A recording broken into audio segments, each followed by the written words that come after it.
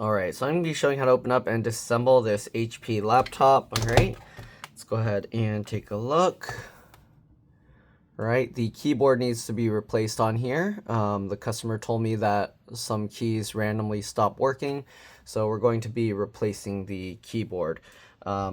Looking at the back of the replacement part, it looks like there's only 2 screws holding the keyboard into the palm rest assembly.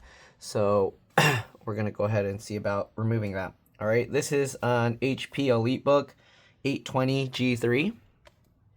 Okay, so we're going to be using a PH1 or JS1 screwdriver to remove all the screws from the bottom. You want to keep the screws in order because they can be different size, shape, and lengths. The way I do that is I put them flat side down like that on my desk in the pattern I remove them. So let's go ahead and continue removing all the screws. It looks like there's 4 going along the back here where the hinge is, so we'll remove those and we'll just continue removing the rest. I don't know if somebody opened this before and mixed up the screws. The screw that was here was much bigger, like the top.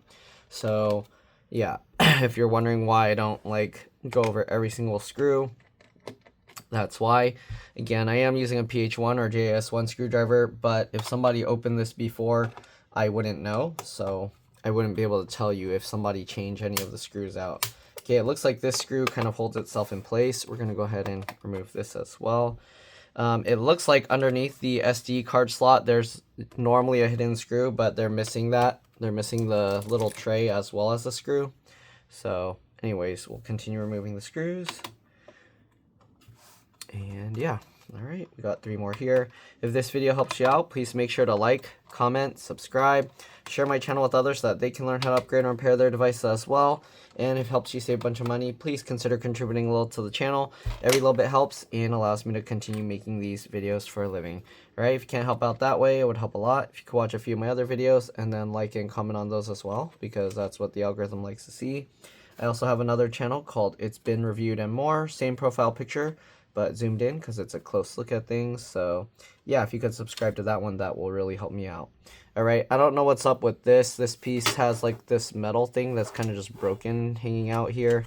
So I don't know. Again, somebody opened this before, so I don't know how it used to be, but it looks like this was probably supposed to be flat. I don't know if I'll be able to bend this back to fix it, but let's try.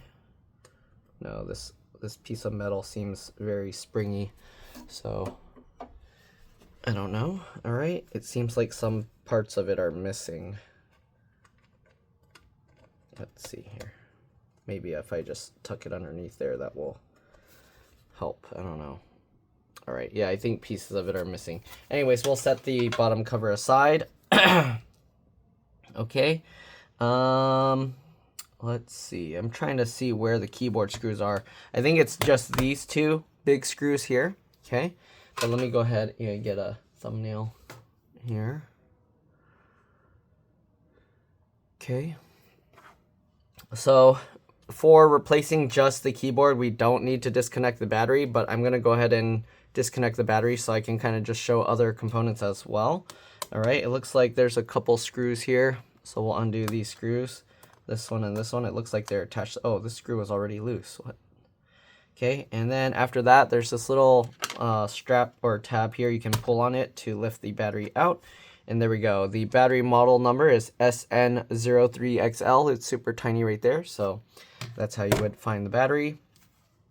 Okay, touchpad connector is here. There's a flip latch on this side. You can flip that and then pull that cable out. There's also connector flip latch on this side, but there's a piece of like clear tape over it. Okay.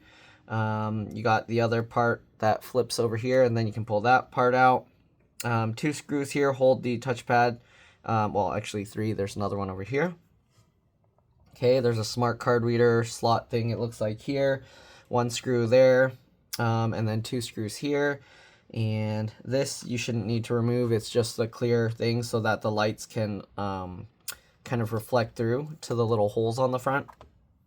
Okay, there's also this connector here to flip to pull the touchpad, trackpad connector out. You got an M.2 PCIe NVMe SSD here, and there's, okay, I thought there was a second slot for a moment, but that's the wireless card slot, so there's only 1 SSD slot there. Actually, I can't tell. I don't know if it's SATA. They put a dumb sticker on top. This might be an M.2 SATA SSD because it does have 2 notches in it. Okay, and then it blocks the 2.5-inch SATA hard drive slot. So this is for a 2.5-inch SATA hard drive or SSD. So it looks like you can only have one or the other. I don't know if you can have both at the same time. So my guess is the SATA controller is shared between these two, so you probably can't use both. I don't know. You can try it if you want, but I have a feeling it won't work. All right. SD card slot soldered to the board. All right. Wireless card is here. One screw, then this pops up slightly. You can pull it out. The wireless antennas, you go from the tail and just pull those up. Okay. They are labeled. I'm not sure what's on each label because they're curled around. Okay, auxiliary. So the auxiliary one is connected to 1, and then the other is connected to 2. You got 2 more antennas over here for a WWAN card here. Okay. Charge port, everything seems to be soldered. You do have the LCD LVDS connector here. If you're going to mess with this, after disconnecting the battery, you want to open the laptop and then press and hold the power button for at least 15 seconds, this one, okay? The reason you do that is because the capacitors and things sometimes still have power in it, and if you accidentally like short it or rotate it a little while you're pulling this up, or sometimes it'll just arc across as you're disconnecting it, that can fry the backlight circuit, it can fry the connector, it can fry the cable here or the screen, so you don't want to just pull this out, okay? Fan connectors right there. It has little wings. I just grab at the wings with my fingernail and then wiggle to pull it out. All right, this one, if the cable doesn't just come straight up, usually what I do is I get my fingernail and then help pop it up, but I'm not messing with that because the only issue they have is the keyboard. There's also a slot or 2 slots for RAM here. There's an 8 gig DDR4 2400 RAM. If you want to remove the RAM, you just pull the tabs to the side. It pops up slightly like that, and then you can pull it out. Okay, we're gonna put that back in. Okay, you have to push it in at an angle. I like to wiggle it as I kind of pull the 2 pieces together and then click it down. That makes sure that they're completely connected. All right, this I believe is the fingerprint sensor here. It looks like if you want to remove it, you do have to take the motherboard out because there's a screw hidden under there. But yeah, all right, anyways, we need to remove the keyboard. So again, there are 2 screws. There's one big screw over here. Okay, so we'll undo that screw. And then there's another big screw over here. So we'll undo this screw. If you're wondering, the CPU is underneath the heatsink here, CPU processor, okay? If you're gonna mess with this, make sure that you have thermal paste or some PTM, some kind of thermal stuff that you're going to replace there, because when you lift this up you can't just reuse the thermal paste or thermal putty. Okay, now that those 2 screws are out, we're going to flip this over, and if you look at the replacement keyboard, let me show you here. Okay, so this is the replacement keyboard. There's this little rubber nub here, which they lost that on this one. But anyways, you got the keyboard backlight connector here, and then the keyboard cable here, and the rest you have these little nubs that stick out under there, and then these on the top are like clips. So usually what works best is if you have a really thin tool like this, okay, open the screen so it's not in the way, and then you get in the top and you use those little we're basically going to go here and then pry it up. You can see we can lift it up. So once you have it lifted up, you can see where it's getting stuck. Go over there and then pry that portion.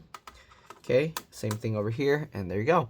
So this is pretty simple to lift out. Be careful because the cables are connected underneath. Okay, so once you do that, you can see we slide it forward. We can flip this over here, and now we have access to the connector. So we flip this latch up and flip this latch up. So now we can remove the keyboard backlight and the keyboard cable, just like that. Oh, don't forget to disconnect this. This is the little nub connector, so flip that latch up and pull that out.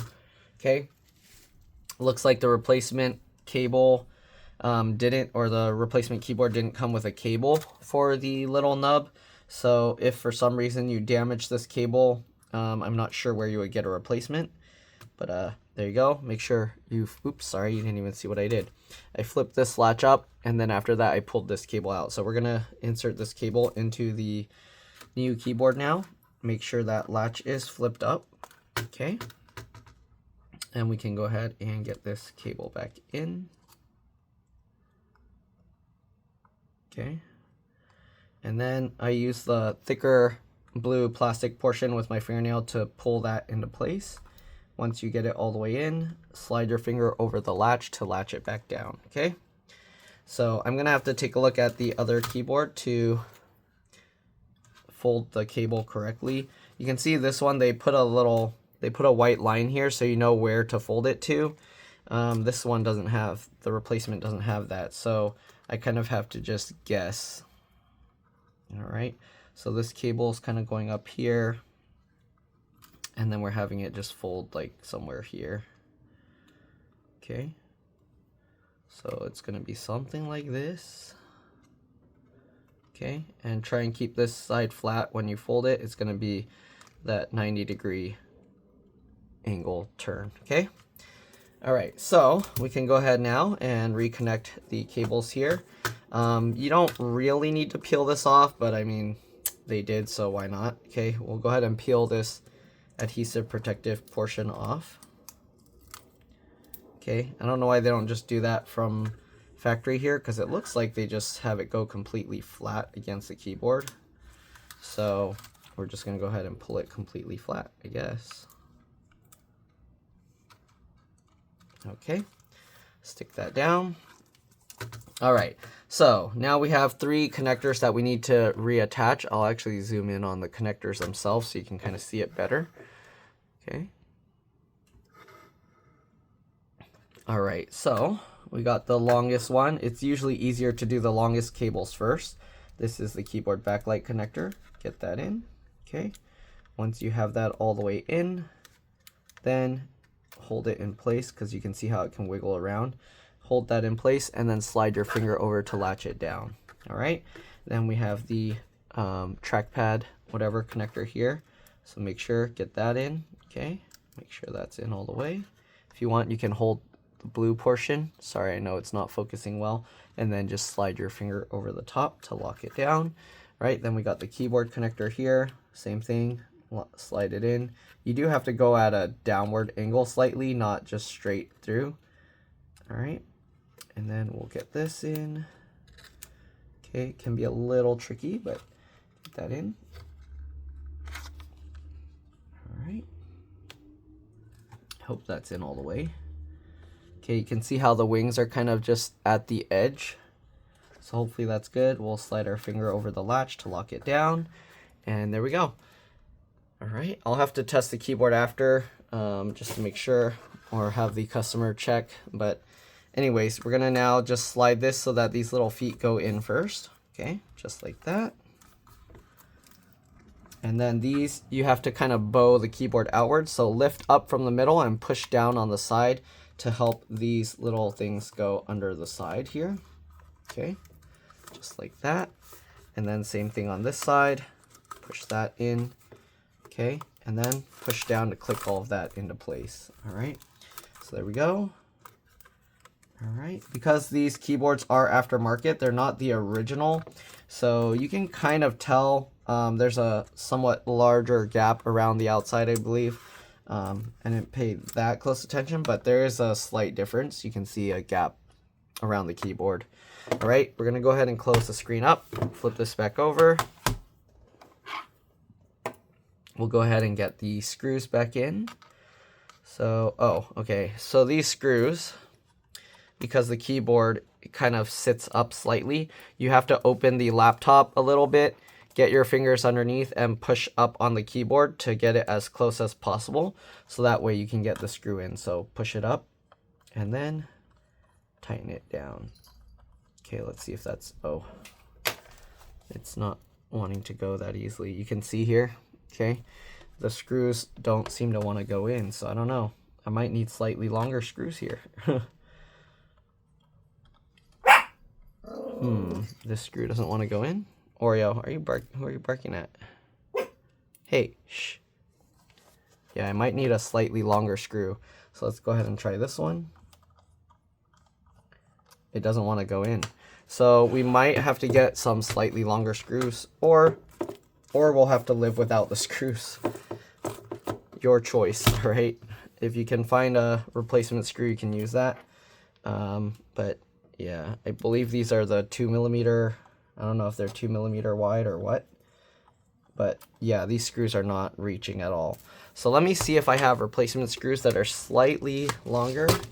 You don't want it too long because then that will actually damage the thing. So let me check for some screws and I'll be back. All right, so I found a couple screws that are slightly longer and we'll use these, okay?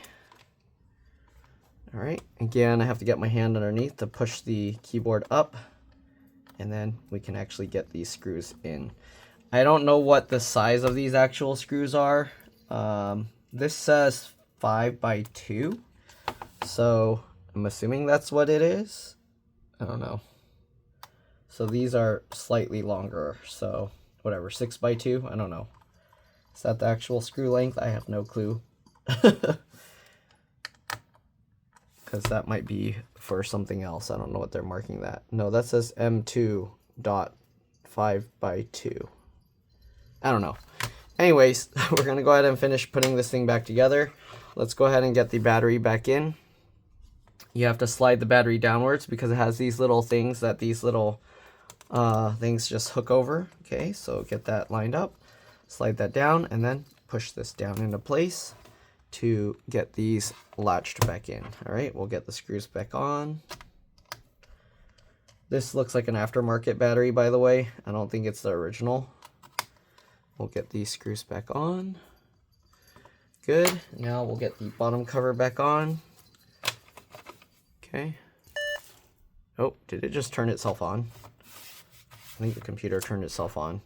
Anyways, we're going to go ahead and get all these screws back in, and that's pretty much all there is to it. All right, hopefully this video helped you guys out. Again, if it did, please make sure to like, comment, subscribe, share my channel with others so that they can learn how to upgrade and repair their devices as well. And if it helped you save a bunch of money, again, please consider contributing a little to the channel. Every little bit helps and allows me to continue making these videos for a living. Again, if you can't help out that way, it helps a lot if you could watch a few of my other videos and then like and comment on those as well, because that's what the algorithm likes to see. But yeah, other than that, we're just going to get all these screws back in, and that's pretty much it. The battery, I'm pretty sure it acts as the CMOS BIOS RTC real-time clock battery as well. So if it's not starting up right away, keep in mind that it might just be doing a BIOS reset. If you're impatient, walk away, come back in about 10 minutes or so, and hopefully after that it will already be booted up. But yeah, that's pretty much it. So we'll get the last few screws in and we're good to go. I do see the thing is lit up, so yeah. I don't know if there's a clip here or, oh yeah, there are some clips here. So there we go. Make sure those clips go in. Okay. I think I have my other customer here right now, so. All right, let's see if it turned on. I see the wireless and power light are lit up. And here you go, invalid time because, yeah, basically the CMOS battery was reset. So press enter and the enter key worked. So I think we are good to go. Unless there's something weird with the motherboard that's preventing the keys from working, that should be pretty much it. Again, thanks for watching, and I'll see you all in the next one. All right, let's drop this. Bye.